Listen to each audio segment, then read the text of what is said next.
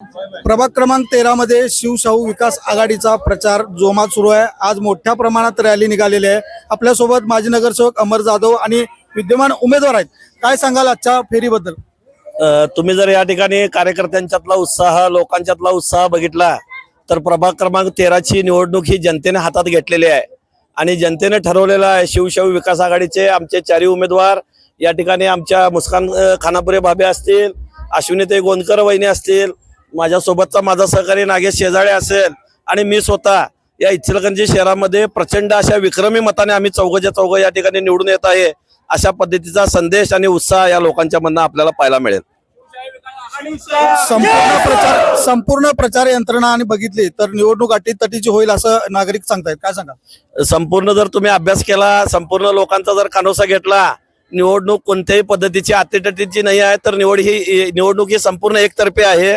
संपूर्ण बहुमतानं विरोधी उमेदवारांच्या पेक्षा एक डबल ते तिबल मताचं लीड या ठिकाणी आम्ही या ठिकाणी प्रभाग नंबर 13 मध्ये घेतोय आणि प्रचंड इचलकरंजी शहरामध्ये प्रचंड बहुमतानं या इचलकरंजी शहरातला एक विक्रम प्रभाग नंबर 13 मध्ये आमच्या विजयासोबत आपल्याला पाहायला मिळेल।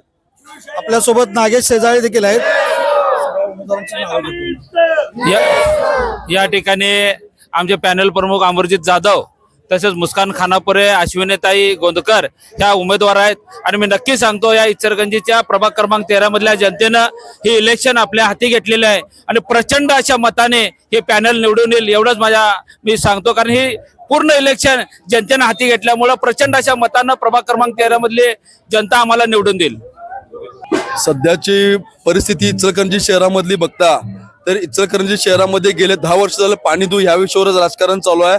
इचलकरंजी शहराला अजून तर काही पाणी मिळालं नाही, त्यामुळे इचलकरंजी मध्ये प्रभाग क्रमांक 13 मधील अमरजीत जाधव असू देत किंवा नागेश शेजाळ असू देत, अश्विनीताई गोंदकर असू दे, मुस्कान खानापुरे असू दे, इचलकरंजी मध्ये इतिहास घडवणारा हा प्रभाग असणार आहे। कारण की चारही उमेदवार असं दिसत आहे इचलकरंजी शहरामध्ये या प्रभागामध्ये अतिशय उत्साहपूर्ण लोक जनता पाठिंबा देत आहेत आणि चारही उमेदवार भरघोस मतांनी निवडून येतील असे आम्हाला वाटत आहे।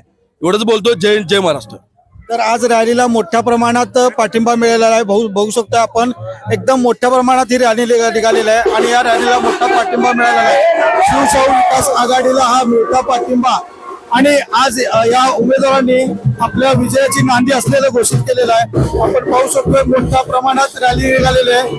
आज सांगता समारोह आहे आणि सांगता समारोहाची ही पदयात्रा आहे। कॅमेरामन रसूल जमादार सह मी विनायक कलडोने।